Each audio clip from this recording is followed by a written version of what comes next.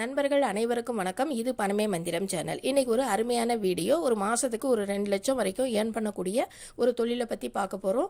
இது ஒரு சின்னதாக ஒரு தயாரிப்பு தொழில் தாங்க. ஒரு சின்ன லெவலில் ஒரு மிஷின் இருந்தால் போதும். 3 விதமாகவும் இதை செய்ய முடியும். பெரிய அளவுக்கு ஒரு பிளான்ட் மாதிரி செட் பண்ணியும் செய்ய முடியும். இல்லைன்னா சின்னதாக பிஸ்னஸ் பண்ணணும் அப்படின்னாலும் ஒரு சின்னதாக ஒரு மிஷின் வச்சியும் இந்த பிஸ்னஸ் பண்ண முடியும். 2 விதமாகவும் எப்படி செய்யலாம் அப்படிங்கிறது நான் அந்த வீடியோவில் சொல்ல போகிறேன். இது வரைக்கும் சப்ஸ்கிரைப் பண்ணலைன்னா மறக்காமல் சப்ஸ்கிரைப் பண்ணி பெல் ஐக்கானை கிளிக் பண்ணி ஆல் பட்டனை கிளிக் பண்ணிக்கங்க. அப்போ தான் நம்மளோட வீடியோக்கள் எல்லாமே உங்களுக்கு நோட்டிஃபிகேஷனாக கிடைக்கும். அப்படி என்ன பிஸ்னஸ் இன்றைக்கி பார்க்க போகிறோம் அப்படின்னு சொல்லி பார்த்தீங்கன்னாக்கா, கடலை பருப்பை மட்டுமே வச்சு நம்ம ஒரு தொழில் செய்ய போகிறோங்க. இதுக்கு வேறு மூலப்பொருள் அப்படிங்கிறது எதுவும் தேவை கிடையாது. ஃபுல்லி ஆர்கானிக்காக தான் செய்ய போகிறோம். அது என்னன்னு பார்த்தீங்கன்னாக்கா, பேசன் ஃப்ளார். பேசன் ஃப்ளார்னா என்ன அப்படின்னாக்கா, கடலை மாவு. இந்த கடலை மாவு எப்படி தயாரிக்கலாம் அதை பற்றி தான் பார்க்க போகிறோம். நார்மலாக ஒரு மிக்சர் போடுறதா இருந்தாலும், ஒரு பகோடா போடுறதா இருந்தாலும், ஒரு பேக்கரி ஐட்டமாக இருந்தாலும், அட்லீஸ்ட் ஒரு ஃபேஷியல் பண்ணுறதா இருந்தாலும் நம்ம யூஸ் பண்ணக்கூடியது இந்த கடலை மாவு. இந்த கடலை மாவில் அந்த அளவுக்கு லாபம் இருக்கா, அப்படி அந்த அளவுக்கு விற்பனை ஆகுமா அப்படின்னு சொல்லி பார்த்தீங்கன்னா, 5 மில்லியன் டன்ஸுக்கு மேலேயே இது வரைக்கும் ப்ரொடக்ஷன் பண்ணிக்கிட்டு இருக்காங்க. ஆனால் இதோட அவைலபிலிட்டி எவ்வளோ இருக்குன்னு பார்த்தீங்கன்னா, 10 மில்லியன் டன் தயாரித்தாலும் விற்பனை ஆகக்கூடிய அளவுக்கு இதுக்கு மார்க்கெட் இருக்குங்க. அப்போ இது எங்கெல்லாம் அதிகமாக ப்ரொடக்ஷன் பண்ணுறாங்கன்னு பார்த்தீங்கன்னா, இந்தியா, சைனா, ஆஸ்திரேலியா இந்த மாதிரி இடத்துலலாம் இது அதிக அளவில் ப்ரொடக்ஷன் பண்ணுறாங்க. ஓகேங்களா? தயாரிக்கிறது ரொம்ப ரொம்ப ஈஸி. ஒரே ஒரு மூலப்பொருள், ஒரே ஒரு மிஷின் இருந்தால் போதும் இந்த தொழிலை நம்ம ஈஸியாக ஸ்டார்ட் பண்ண முடியும். இதுக்கு முக்கியமான ரா மெட்டீரியல் அப்படிங்கிறது கடலை பருப்பை தான் நம்ம பயன்படுத்த போகிறோம். இது நார்மலாக நீங்கள் ஹோல்சேல் மார்க்கெட்டில் நீங்கள் பர்ச்சேஸ் பண்ணிக்கோங்க. ஏன்னா இது எளிதாக கிடைக்கக்கூடிய பொருளுக்கு, அதனால் இதில் ரொம்ப டீட்டெயிலாக நம்ம சொல்கிறதுக்கு ஒன்றும் கிடையாது. 1 கிலோ அப்படிங்கிறது நீங்கள் ஒரு 60 ரூபா வரைக்கும் நீங்கள் என்ன பண்ணிக்கலாம், ஹோல்சேலாக வாங்கிக்கலாம். பழைய காலத்திலலாம் பார்த்தீங்கன்னாக்கா இந்த மாதிரியான ஒரு உரலில் தான் இதை தயாரிப்பாங்க. உரலில் தயாரித்து அதை சலித்து அதுக்கப்புறம் பேக்கெட் பண்ணி அதை சேல் பண்ணுவாங்க. ஆனால் இப்போ பார்த்தீங்க அப்படின்னாக்கா இதுக்கெல்லாம் நிறைய மிஷினரிஸ் வந்துருச்சுங்க. பெரிய பெரிய பிளான்ட்டாக செட் பண்ணி கூட தயாரிக்கிறாங்க. ஏன்னா மில்லியன் டன்ஸ் அளவுக்கு ப்ரொடக்ஷன் தேவைப்படுது. அதனால் என்ன செய்கிறாங்க, பெரிய பெரிய மிஷினரிஸ் வச்சியும் என்ன செய்கிறாங்க, தயாரிக்கிறாங்க.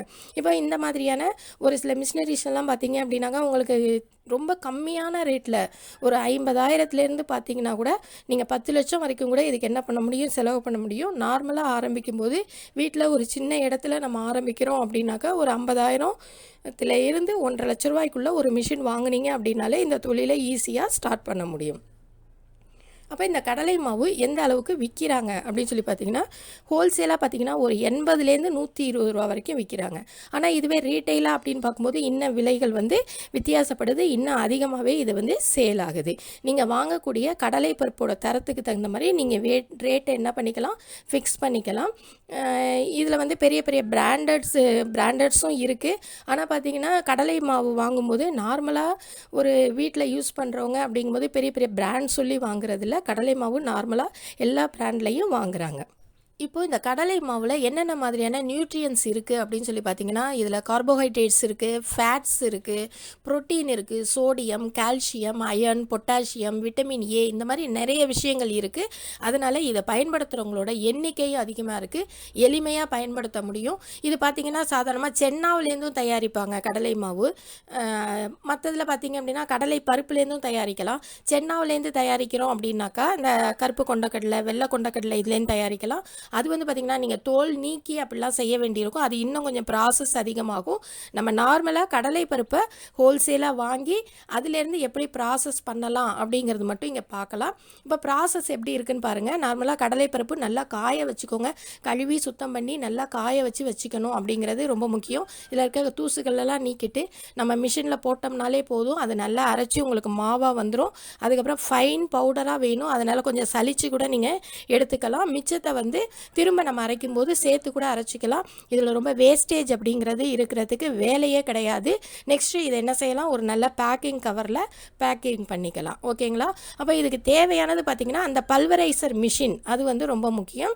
அந்த பல்வரைசர் மிஷின் வாங்கிக்கிறீங்க. ஒரு வேயிங் ஸ்கேல் அப்படிங்கிறது உங்களுக்கு தேவைப்படும். அதுக்கப்புறம் கவர்ஸ் கொஞ்சம் ரெடி பண்ணிக்கணும். ஓகேங்களா? இவ்வளோ தான் இதுக்கு தேவை. பார்த்தீங்கன்னா பாருங்கள், மிஷினரிஸ்லாம் ரொம்ப சிம்பிள்.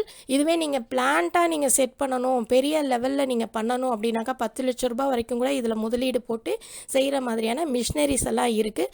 அது பார்த்திங்கன்னா அதுவே வந்து நீங்கள் ஆட்டோமேட்டிக்காக எல்லா விஷயங்களும் செஞ்சிடும். நீங்கள் உள்ள பருப்பு மட்டும் போட்டிங்கன்னா போதும், அதுவே அரைச்சி பேக்கிங்லேருந்து எல்லாமே அதுலேயே வந்துடும். அந்த மாதிரி இருக்குது. அது பார்த்திங்கன்னா உங்களுக்கு 10,00,000 வரைக்கும் முதலீடு தேவைப்படும்.